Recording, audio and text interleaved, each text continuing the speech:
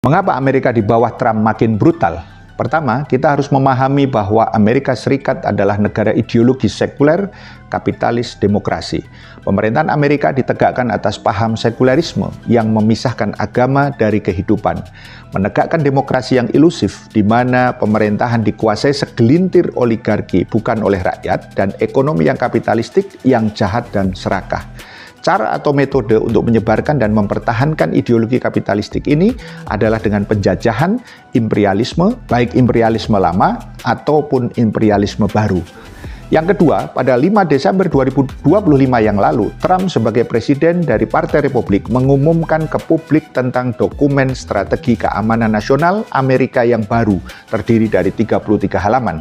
Apakah ada perbedaan antara dokumen ini dengan dokumen sebelumnya, seperti strategi Presiden Joe Biden dan presiden sebelumnya lainnya misalnya? Faktanya, garis besar dalam politik Amerika tidak berbeda antara Partai Republik dan Partai Demokrat, melainkan yang berbeda adalah teknisnya saja atau uslub. Partai Republik tidak terlalu mempedulikan untuk tampil dengan pakaian demokrasi yang mereka banggakan, tetapi mereka lebih didominasi oleh perilaku koboi yang dipenuhi kesombongan. Mereka tidak peduli dengan pembunuhan orang-orang tak bersalah karena kejahatan semacam itu merajalela di negara mereka.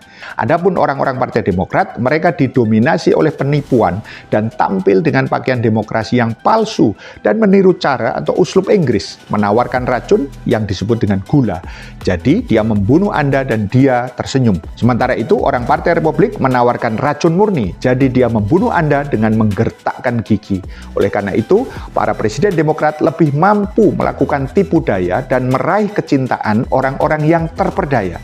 Sementara para presiden Republik tidak menipu siapapun, sebab permusuhan mereka terbuka terang-terangan. Bush berbicara tentang perang salib, sedangkan Obama mengutip ayat Al-Quran di Kairo, dan keduanya dengki melawan Islam. Sejak kartunis Amerika keturunan Jerman, Thomas Nast menerbitkan pada tahun 1870 dan 1874 karikatur di Harper's Magazine, di mana ia menunjukkan gambar seekor keledai yang berpakaian seperti singa untuk menakut-nakuti sekelompok hewan, termasuk seekor gajah besar yang mengamuk dan menghancurkan segala sesuatu di sekitarnya.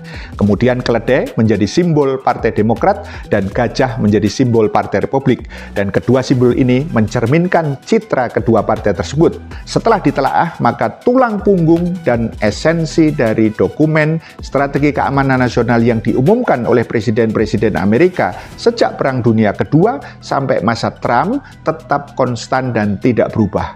Yang berubah adalah cara atau uslub implementasinya, kebencian dan tirani personal dalam memaksakan, melindungi dan melanggengkan hegemoni Amerika, memerangi Islam dan umat Islam, serta mengerahkan upaya untuk mencegah berdirinya daulah Islam, Khilafah Ar-Rashidah yang mengikuti manhaj kenabian.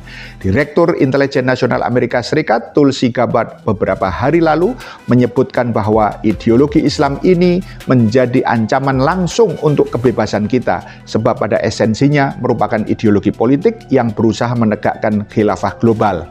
Dan saya katakan, mutu bi ghaizikum, matilah kamu karena kemarahanmu itu, dari surat Ali Imran ayat 119.